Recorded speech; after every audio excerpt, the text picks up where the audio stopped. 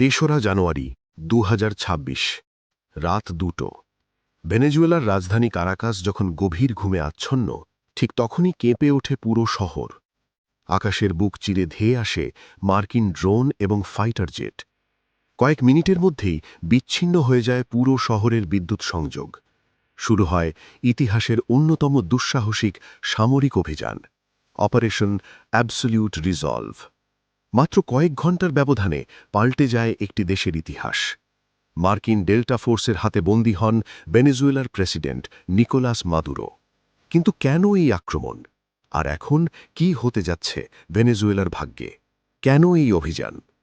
এই অভিযানের পটভূমি তৈরি হচ্ছিল অনেক আগে থেকেই।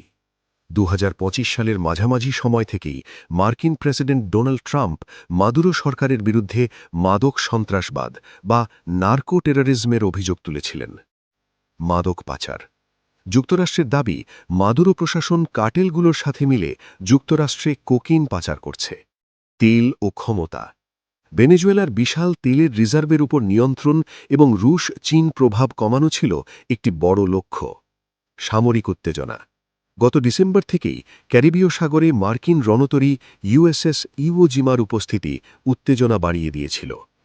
অভিযানের সেই রাত joint chief of staff general Dan কেইনের পরিকল্পনা অনুযায়ী 150টিরও বেশি মার্কিন বিমান এই অভিযানে অংশ নেয়।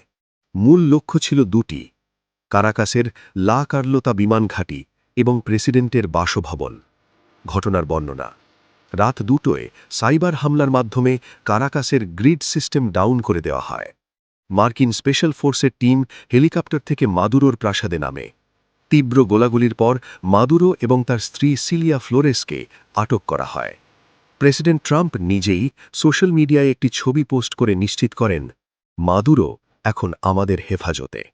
বর্তমান অবস্থা ও প্রতিক্রিয়া: আটকের পরপরই মাদুরোকে বিমানে করে নিউ ইয়র্কে নিয়ে আসা হয়।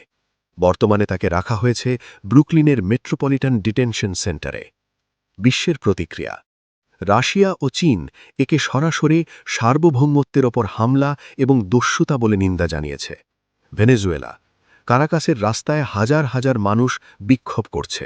অন্যদিকে বিরোধী দলগুলো একে মুক্তির দিন হিসেবে দেখছে। ইলন মাস্কের ভূমিকা: এই বিশৃঙ্খলার মাঝে ভেনেজুয়েলার মানুষের জন্য 3 ফেব্রুয়ারি পর্যন্ত স্টারলিংক ইন্টারনেট ফ্রি করে দিয়েছেন ইলন মাস্ক। ডোনাল্ড ট্রাম্প ঘোষণা করেছেন, একটি স্থিতিশীল সরকার না আসা পর্যন্ত যুক্তরাষ্ট্র সাময়িকভাবে ভেনেজুয়েলা পরিচালনা করবে। কিন্তু প্রশ্ন থেকে যায়, এটি কি আসলেই গণতন্ত্র পুনরুদ্ধার, নাকি তেলের দখল নেওয়া? দক্ষিণ আমেরিকার রাজনীতি কি নতুন কোনো যুদ্ধের দিকে মোড় নিচ্ছে?